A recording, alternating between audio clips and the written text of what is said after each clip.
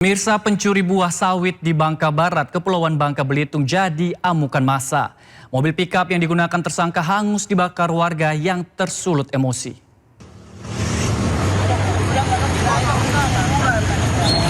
Menyala, abangku, balik sawit, awal tuh tinggi tuh mobil lu tiga dulu,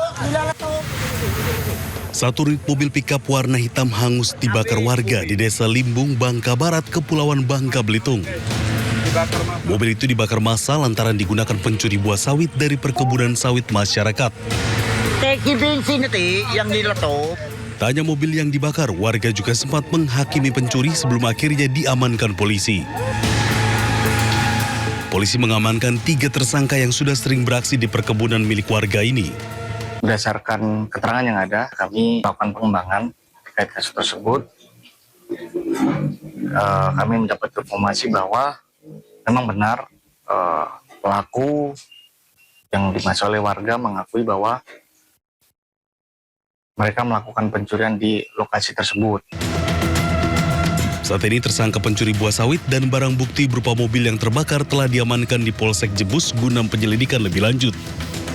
Dari Bangka Barat, Bangka Belitung, Oma Kisma, iNews melaporkan. Nekat mencuri sepeda motor, pelaku curanmor diamuk massa di Sidoarjo, Jawa Timur. Pelaku merupakan residivis, sudah melancarkan aksi serupa di 2 lokasi berbeda.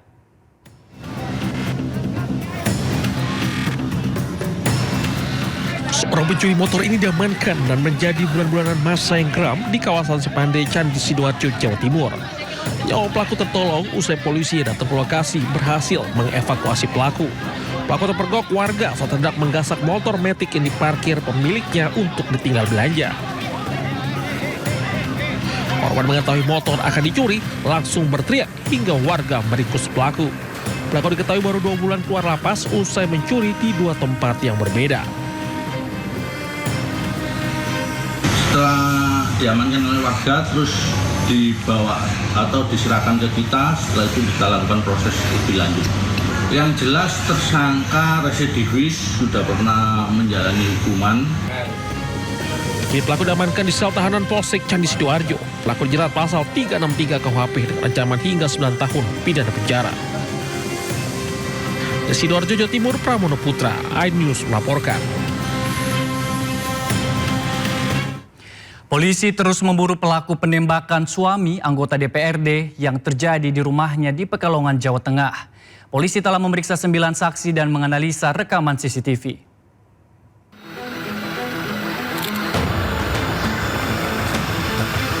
Polisi memeriksa 9 saksi, diantaranya warga di lokasi kejadian dan 1 orang lainnya adalah suami anggota DPRD yang menjadi korban penembakan. Para saksi diperiksa di unit 2 Satreskrim Polres Pekalongan. Pemeriksaan saksi ini bertujuan untuk mencari titik terang siapa pelaku penembakan. Selain 9 saksi, polisi juga memeriksa kamera pengawas atau CCTV di lokasi sampai dengan semua jalur jalan yang dilewati. Hingga saat ini, tim penyidik dari Polres Pekalongan dan juga Polda Jawa Tengah sudah melakukan pemeriksaan secara maraton terhadap 9 orang saksi yang ada di TKP. Dan kemudian juga kami sudah melakukan pengambilan rekaman CCTV untuk dilakukan analisa sehingga bisa mengumpulkan bukti-bukti pendukung dan juga untuk menentukan ciri-ciri pelaku yang lebih jelas. Sebelumnya korban tengah duduk santai di teras rumah bersama 2 rekannya. Tiba-tiba seorang pelaku datang menggunakan motor dan melepaskan tembakan. Dari Pekalongan, Jawa Tengah, Suryono Soekarno, iNews melaporkan. Sementara itu, Bareskrim Polri mengungkap paket narkoba ditemukan di koper milik mantan Kapolres Bima Kota AKBP Didik Putra Kuncoro. Dari hasil pemeriksaan tes rambut, AKBP Didik positif mengkonsumsi narkoba.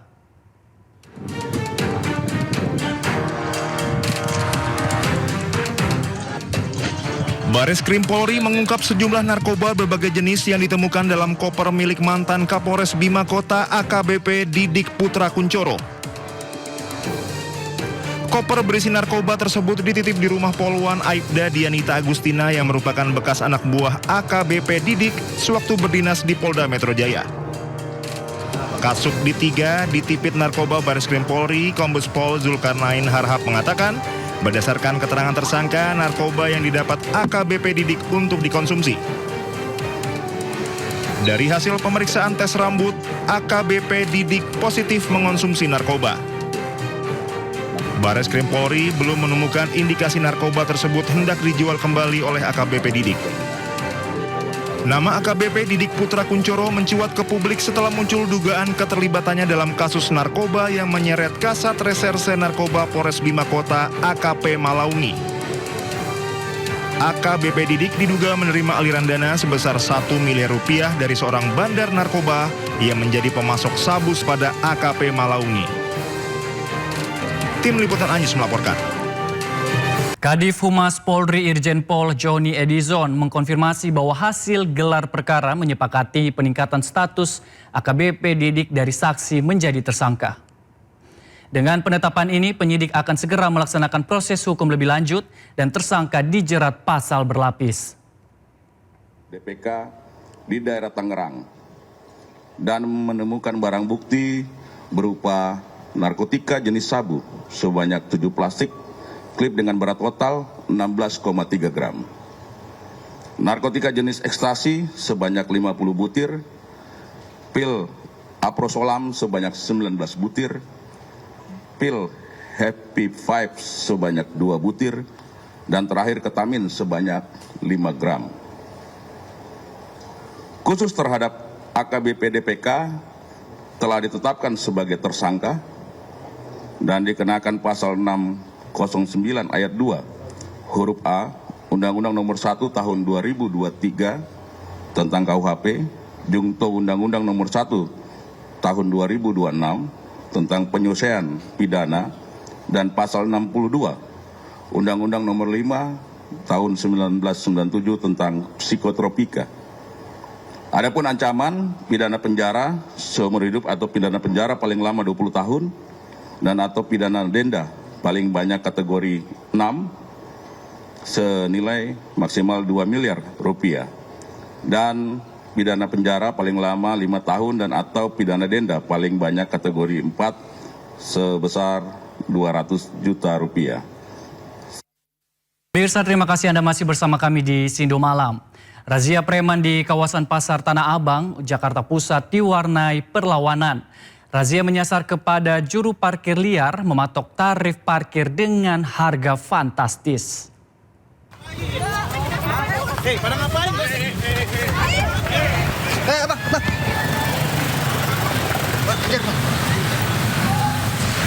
Juru parkir liar ini seketika meronta saat ditangkap petugas Reskrim Polsek Metro Tanah Abang di kawasan Blok G, Pasar Tanah Abang, Jakarta Pusat.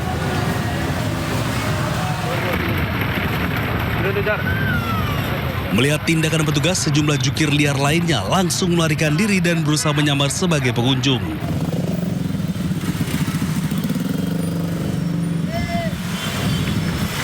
Namun usaha tak berbuah manis lantaran petugas telah melakukan pengejaran, telah mengenali dan langsung menangkapnya. Di sekitar pasar Blok A dan B, petugas kembali mengamankan 2 orang pelaku. Razia digelar menyusul maraknya aksi premanisme berkedok juru parkir liar yang biasa mematok tarif parkir fantastis kepada para pengunjung Pasar Tanah Abang jelang bulan suci Ramadan. Menjelang Ramadan ini banyak sekali keluhan masyarakat terkait banyaknya pematokan tarif biaya parkir seiring membludaknya pengunjung-pengunjung di area sekitaran Pasar Tanah Abang. Oleh karena itu, para juru parkir liar ini sengaja memasang harga tarif yang kurang lebih 50 hingga 100 ribu untuk biaya parkir kendaraan roda 4 maupun roda 2. Pada razia kali ini, petugas berhasil mengamankan 5 juru parkir liar. Mereka selanjutnya dibawa ke Polsek Metro Tanah Abang untuk dilakukan pemeriksaan. Dari Jakarta, Radi Sanjaya, iNews melaporkan. Pemirsa, merayakan Tahun Baru Cina, warga berebut kue keranjang dalam kirab budaya Grebek Sudiro di Solo, Jawa Tengah.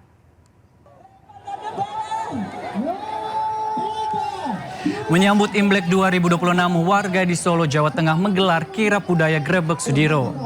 5.000 kue keranjang dibagikan kepada warga. Meski kondisi hujan, semangat warga tetap antusias berebut kue keranjang. Sebelumnya gunungan kue keranjang dikirap mengintari Kelurahan Sudiro Prajan, perkampungan multietnis, berakhir di Pasar Gede Solo. Grebek Sudiro adalah acara tahunan merupakan akulturasi budaya khas Tionghoa dengan budaya Jawa yang sangat kental.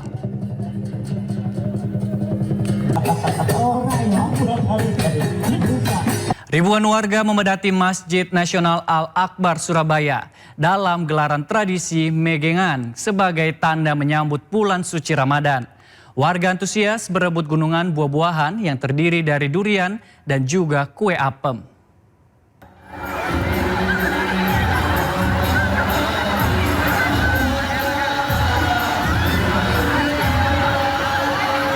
Ribuan warga yang berkumpul di Masjid Nasional Al-Akbar Surabaya, Jawa Timur ini tak takut duri.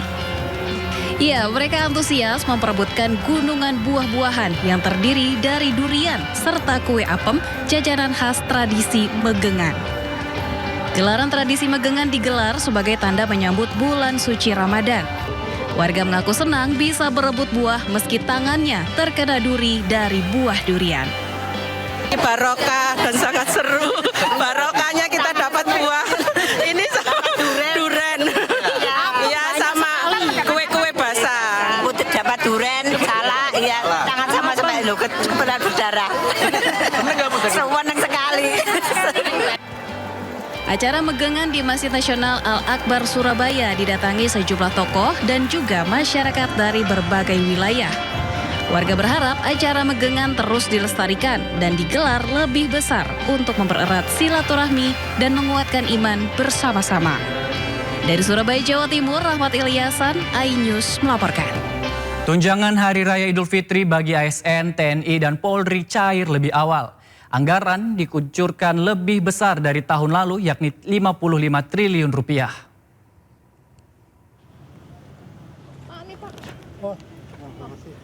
Pemerintah sudah menyiapkan tunjangan Hari Raya Idul Fitri 2026 bagi aparatur sipil negara, prajurit TNI, dan Polri. Anggaran yang dikucurkan sebesar 55 triliun rupiah. Jumlah ini naik signifikan dari tahun sebelumnya yakni 49,4 triliun rupiah. Menteri Keuangan Purbaya Yudi Sadewa menyebut pencairan akan dimulai pada awal Ramadan. Kalau nggak salah rencananya setelah minggu pertama Lebaran akan keluar itu untuk ASN, jadi nggak usah takut, duitnya akan banyak. Berdasarkan peraturan pemerintah nomor 11 tahun 2025, THR dan gaji ke-13 ASN pusat terdiri dari gaji pokok, tunjangan melekat, dan tunjangan kinerja sebesar 100%. Sementara untuk ASN daerah diberikan dengan skema yang sama, namun disesuaikan dengan kemampuan fiskal daerah. Tim Liputan iNews melaporkan. Di segmen Sindo News 5, ruang bincang yang bukan sekedar menyampaikan berita, tapi juga mengajak kita semua berpikir lebih dalam tentang apa yang sedang terjadi di negeri ini. Bersama saya, Ardi Lase.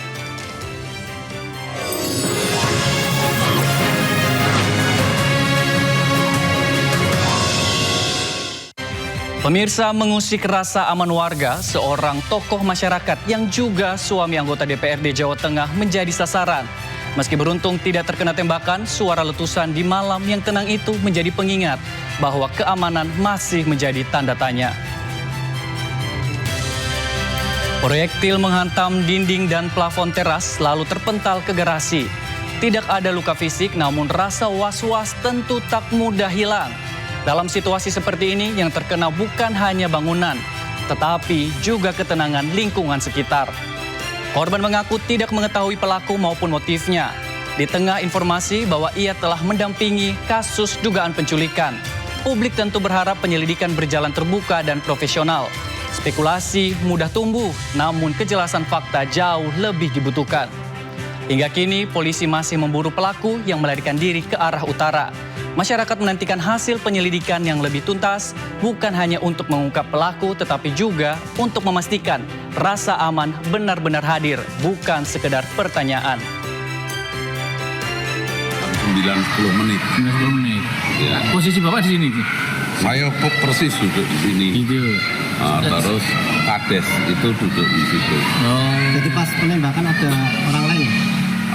anak-anak saya ada lagi main game, ada 5 apa 6. Tembakannya mengarah ke Anda atau waktu itu gimana? Dia mengarah ke saya. Mengarah ya?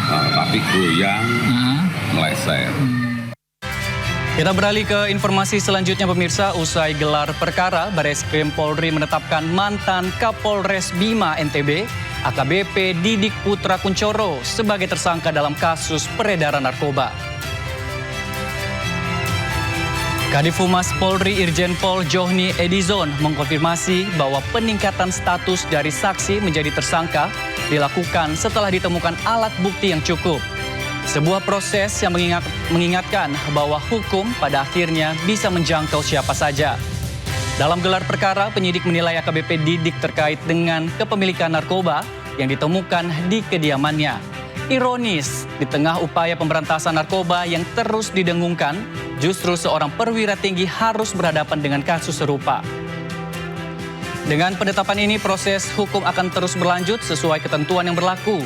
Tersangka dijerat pasal berlapis dan publik kini menunggu apakah penegakan hukum akan berdiri tegak tanpa pandang pangkat. Berdasarkan keterangan dari AKPML bahwa ada keterlibatan dari AKBP DPK dalam dugaan penyalahgunaan narkotika ini.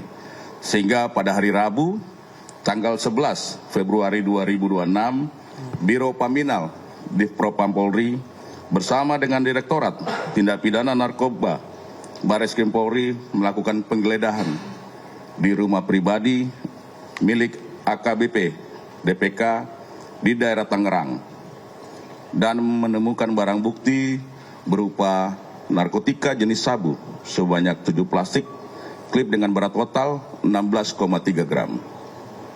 Narkotika jenis ekstasi sebanyak 50 butir, pil aprosolam sebanyak 19 butir, pil Happy Vibes sebanyak 2 butir, dan terakhir ketamin sebanyak 5 gram. Khusus terhadap AKBP DPK telah ditetapkan sebagai tersangka dan dikenakan pasal 609 ayat 2 huruf A Undang-Undang Nomor 1 Tahun 2023 tentang KUHP, Junto Undang-Undang Nomor 1 Tahun 2026 tentang penyelesaian pidana, dan pasal 62 Undang-Undang Nomor 5 Tahun 1997 tentang psikotropika. Adapun ancaman pidana penjara seumur hidup atau pidana penjara paling lama 20 tahun dan atau pidana denda paling banyak kategori 6 senilai maksimal 2 miliar rupiah, dan pidana penjara paling lama 5 tahun dan atau pidana denda paling banyak kategori 4 sebesar 200 juta rupiah. Pemirsa, bantuan masih terus mengalir untuk korban banjir di Sumatera Utara. Kapolri Jenderal Listio Sigit Prabowo bersama Ketua Komisi 4 DPR RI Titik Soeharto mengunjungi hunian sementara Asrama Haji Pinang Sori, Tapanuli Tengah. Kapolri Jenderal Listio Sigit Prabowo dan Ketua Komisi 4 DPR RI Siti Hediati Haryadi atau Titik Soeharto meninjau langsung lokasi hunian sementara Asrama Haji Pinang Sori, Tapanuli Tengah pada Minggu pagi. Kunjungan ini untuk sekaligus menyerahkan bantuan kepada warga terdampak banjir. Dalam kesempatan tersebut, Polri menyerahkan 16 truk bantuan yang berisi paket sembako, peralatan sekolah, peralatan pertanian, peralatan ibadah, bahan material, bangunan, hingga hand traktor. Bantuan ini diharapkan dapat meringankan beban warga dan mempercepat proses pemulihan pasca banjir. Diketahui hunian sementara Asrama Haji Pinang Sori terdiri dari 56 unit kamar dengan total 154 jiwa pengungsi. Fasilitas Huntara akan dilengkapi tandon air, MCK, dan sumber air bersih. Titik Soeharto mengapresiasi langkah pemerintah daerah serta peran TNI Polri yang sejak awal turun membantu masyarakat. Dari Tapanuli Tengah. Hari ini kami melanjutkan membagikan bantuan sosial. Ada kurang lebih 16 truk yang akan kami salurkan baik di Huntara ini maupun di kabupaten-kabupaten yang ada di wilayah Kapten. Nanti Pak Bupati yang akan membagi terkait dengan kebutuhan-kebutuhan yang diperlukan seperti pakaian, kemudian juga ada bahan makanan. Pemirsa, Pilpres masih 4 tahun lagi, namun suhu politik terasa seakan hari pencoblosan sudah di depan mata.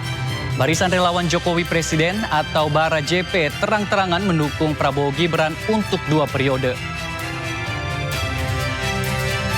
Meski 2029 masih cukup lama, mesin politik tampaknya tak pernah benar-benar dimatikan.